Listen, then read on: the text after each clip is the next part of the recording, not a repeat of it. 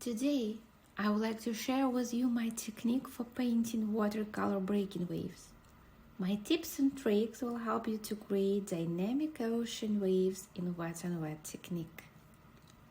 I'm going to use different blue colors and of course the color I love the most, which is turquoise color, because the color is so bright and vibrant. I need really dark and saturated colors to exaggerate the contrast around white foam, and you can observe it in all my waves paintings. I call this sketchbook Wave Sketchbook, and of course I'm experimenting there a lot with blues and greens to paint waves. I'm using different kind of strokes and different brushes, and my strokes are really quick. It allows the brush to release lots of pigment and less water, which is extremely important for wet on wet technique. For exaggeration contrast around white foam, I use a synthetic Escoda brush so that white foam seems really bright and luminous. Synthetic brushes take more pigment and less water comparing to natural ones, and exactly this helps these small waves to keep their shape and not to dissolve.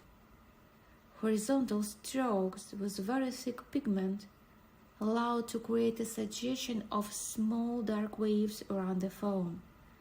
And now we can see that the foam and the wave pops up. But of course it's better to use the paint from the tubes because it's very thick and it doesn't dissolve.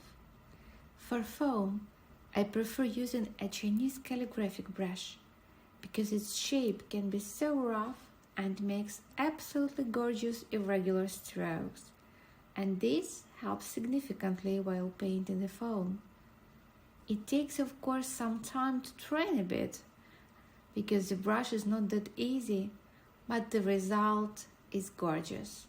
After each stroke, it may seem that the stroke is too obvious, but let it be there for several seconds and you will notice how it changes because of the wet paper. For final touches, I'm using the brush I love, and this is sleper brush. White splashes with gouache are very nice for painting separate drops of water of the wave.